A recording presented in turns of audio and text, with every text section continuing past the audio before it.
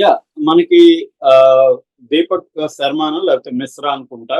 అలాంటి ఛానళ్ళు చాలా ఉన్నాయి హిందీలో. యూట్యూబ్ ఛానల్ ప్రధానంగా. యూట్యూబ్ ఛానళ్ళే గాని అవి వెరీ వెరీ స్ట్రాంగ్ అనమాట.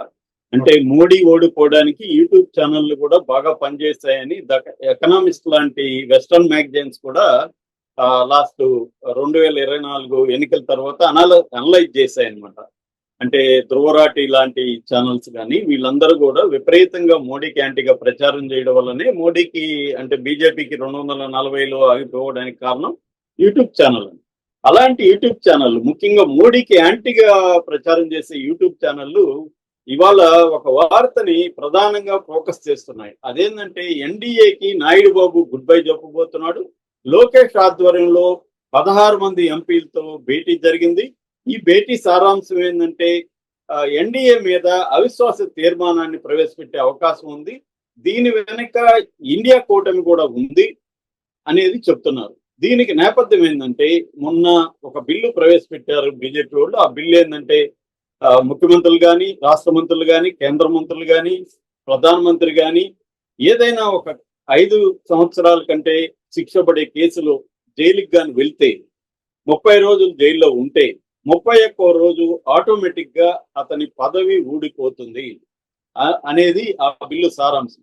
ఈ బిల్లుని కేవలం చంద్రబాబు కోసమే తెచ్చారని చెప్పి ఇటు ఉద్ధవ్ ఠాకరే శివసేన వర్గం సంజయ్ రౌత్ గాని, ఇటు కాంగ్రెస్ నేషనల్ సెక్రటరీ అల్కా లాంబా గాని, కేసీ వేణుగోపాల్ గాని, అట్లాగే లాలూ ప్రసాద్ సంబంధించిన పార్టీ ఎల్జేడి తేజస్వి యాదవ్ గాని వీళ్ళందరూ కూడా క్లియర్ గా చెప్పింది ఏంటంటే ఇది చంద్రబాబు కోసమే తెచ్చారు, చంద్రబాబుని బ్లాక్ మెయిల్ చేయడం కోసమే ఈ బిల్లు తీసుకొచ్చారు అనేది చెప్తున్నారు.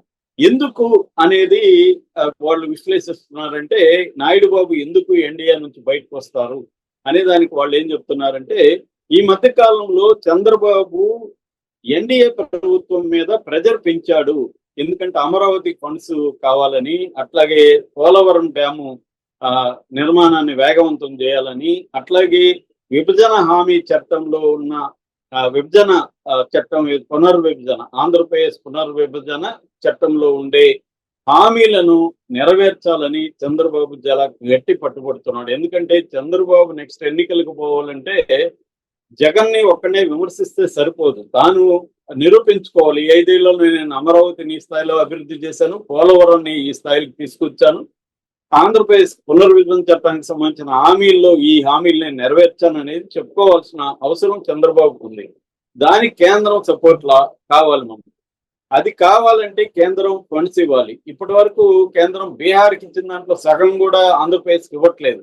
సో చంద్రబాబు ప్రెజర్ చేస్తున్నాడు. రెండవది పొలిటికల్ గా చంద్రబాబు జగన్ ని అరెస్ట్ చేసి జగన్ ని బలహీనపరచాలనేది ఆయనకున్న రాజకీయ వ్యూహం. ఎందుకంటే 2029లో లోకేష్ ని సీఎం క్యాండిడేట్ గా అనౌన్స్ చేసి ఎన్నికలకు వెళ్ళాలనేది చంద్రబాబు ప్లాన్.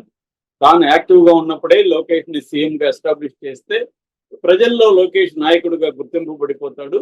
సో అప్పటి నుంచి లోకేష్ తన సీఎం గా పరిపాలించగలుగుతాడు అనేది ఉంది.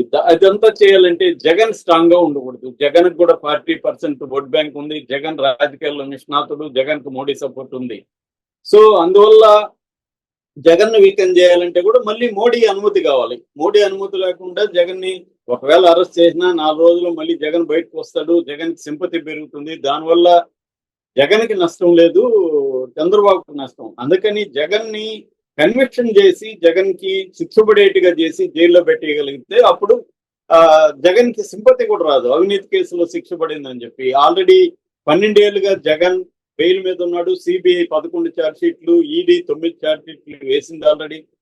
సో ఆ కేసులో అక్రమాస్తుల కేసు అంటారు, డిస్ప్రపోర్షనేట్ అసెట్ కేసు అంటారు. ఆ కేసులో కానీ జగన్ కి శిక్ష పడి కన్విక్షన్ పడిందంటే 2 ఏళ్ళకి పైన పడిందంటే అతను రాజకీయాల్లో అనామకుడు అయిపోతాడు. ఇంకా జగన్ తరఫున బయట పార్టీని కూడా నడిపే పరిస్థితి లేదు అనేది చంద్రబాబుకు ఉంది. దీనికి కూడా మోడీ అనుమతి కావాలి. మోడీని ప్రెజర్ చేస్తున్నాడు. ఇది ఒక యాంగిల్. అయితే ఇక్కడ చంద్రబాబుని తన కంట్రోల్లో పెట్టుకోవడానికి ఈ బిల్లు తెచ్చాడనేది ఒక వాదన. అట్లాగే జగన్ కూడా ఈ మధ్య కాలంలో చంద్రబాబు రాహుల్ మధ్య హాట్ లైన్ లో సంబంధాలు ఉన్నాయి. త్రూ రేవంత్ రెడ్డి అనేది అవును. ప్రకటించారు. దీన్ని కూడా నేషనల్ హిందీ మీడియా కోట్ చేస్తుంది. జగన్ చెప్పిన దాన్ని కూడా బలంగా కోట్ చేస్తుంది అనమాట. జగన్ కూడా తన మాటల్ని నేషనల్ మీడియాలో ప్రచారం చేయడం కోసం ఢిల్లీలో ఒక సమాచార కేంద్రాన్ని కూడా ఏర్పాటు చేశారు. అక్కడ గురుమూర్తి ఎంపీ, తిరుపతి ఎంపీ గురుమూర్తి ఆధ్వర్యంలో ఆ సెంటర్ బలంగానే ఇప్పుడు మొదలైంది అనమాట.